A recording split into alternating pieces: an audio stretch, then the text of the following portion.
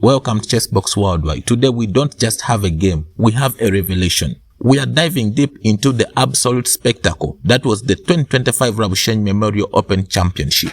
For years, we have watched the clock tick, waiting for a moment like this, and then she stepped up. Ladies and gentlemen, we are looking at the performance of woman FIDE master Sana Omprakash Kayyar, a performance that didn't just win games, it shattered ceilings. Facing off against the toughest competition in the open section, Sana delivered an outstanding 5.5 points out of 8 rounds. This is not just a great result, it is a historic feat. She is the first woman in East African history to ever achieve such a monumental score in an open section of this caliber. With only 1 loss, 3 draws, and 4 victories, her play was nothing short of brilliant. But today, we look at the game that epitomizes her fighting spirit, a clash against Mukisa Joshua. This game is a masterclass in seizing the initiative, a dazzling bishop opening that turns into a full-blown tactical firefight. Watch closely as Sana playing black sacrifices her entire knight on move 19, playing knight takes f5 to completely destroy Mukisa's kingside and force a breakthrough. Get ready for an adrenaline-fueled attack, incredible resourcefulness, and the game that showcases exactly why woman FIDE master Sana Omprakash is the name we shall be talking about for decades to come. Hit that like button, subscribe to the channel, and let us jump into the moves.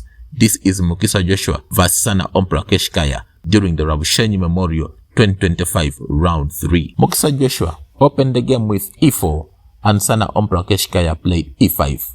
With the bishop c4, the bishop's opening, knight comes to c6. We see a3 opening up a loop for the bishop, knight comes to f6 hitting on the pawn, d3 defending the pawn, bishop comes c5, completing the development. In this position, Joshua went and played f4, but however, knight c3 should have been considered. And in case of pawn comes to f5, could have seen bishop comes to e3, and after bishop takes e3, pawn takes e3, d6, and after knight comes to f3, short castling from Sana, and then we could have seen queen e2. After bishop c5, he played f4, and this makes the bishop diagonal very open and sensitive. In this position, d5 would shatter the position instantly, because after pawn takes d5, we could have seen knight takes d5, and in case of bishop takes d5, queen takes d5, knight f3, followed by bishop g4. This would be very dangerous to go about, and I can tell you this would be dominating. But however, after f4, Sana played d6, just opening up for the bishop, and we see knight comes c3, and in this position, Sana went on and played knight d4. But however,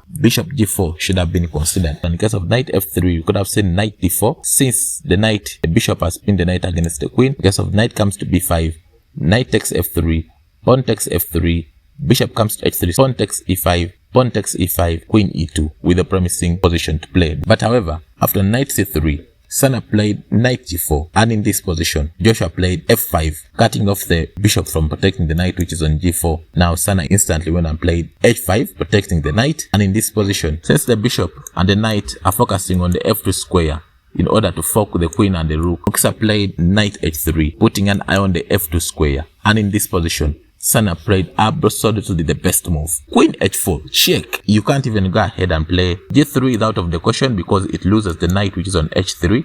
That's why in this position, Joshua tried king f1. Sana went on and played bishop d7. But however, knight e3 should have been considered, followed by bishop takes knight e3, and then bishop takes knight e3. Sana played bishop d7. In this position, Joshua went and played bishop g5, but however, it was very early to go ahead and play bishop g5. We would have first of all played knight d5. We see that the pawn which is on c7 is vulnerable, and the only move Sana would have had in the position is taking back the queen on this e8. If you try a move like long castling, this loses the game on the spot because Joshua would be able to play bishop g5, and this loses material because now the e3 square is protected, but knight on d5 at the same time the bishop, which is here looking at the e3 square. So now Sana would be forced to play knight takes h2 check, and after rook takes h2, queen comes to g3, rook goes back to h1, and then f6. And I can tell you at least white would be a piece up, and this would be winning. But however, after bishop d7, Joshua played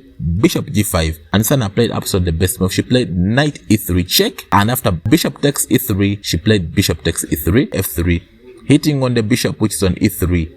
And we see in this position, Sana played bishop d6, knight d5, and in this position, Sana played long castling. But however, knight d4 should have been considered, and in case of queen d1, you could have seen bishop f4 with an interesting continuation. But however, after knight d5, she played long castling. Queen g3 should have been tried, followed by queen takes g3, h takes g3, rook coming to f8. But however, after long castling, he played knight takes b6, pawn takes b6, bishop takes f7, and Sana instantly played rook comes to f8. And it was high time. Joshua goes on and retrieves back the bishop on a2, but he played bishop comes to g6, and Sana played knight e7. Now remember that the rook has pinned the queen against the king, so you have to be very critical on how you can be able to protect the bishop. The bishop on g6 hanging. So Joshua decided to play bishop takes h5, sacrificing the bishop. Queen takes h5, queen takes h5, we see rook takes h5, we see knight coming to f2, and it was in this position that WFM Woman Candidate Master played absolutely the best move on move 19. I would like to give you a second to think of the move Sana played in this position. Woman FIDE Master Sana Omprakash Kayyar played knight takes f5, sacking the knight. Fantastic move. And in this position, the knight on f5 is untouchable. For example, in case of pawn taking the knight on f5, then rook takes f5. The knight, which is on f2, is a hang piece. Let's go back. After knight takes f5, in case of pawn g4, we could have seen knight g3, check. And in case of white taking the knight on g3, then rook takes h1, loses the two rooks. And in case of king comes to e2, rook takes a1. This is losing on the spot. In case of king g2, then still knight takes h1, and after pawn takes g5, knight takes f2, and indeed still Sana will be a piece up. And in case you want to take the knight and be greedy and play rook f1, then bishop h3 check, loses the game on the spot. Let's go back. That's why after knight takes f5, Joshua tried king g1, and Sana played knight d5, hitting on the pawn which is on c2, and in this position we see c3 hitting on the knight.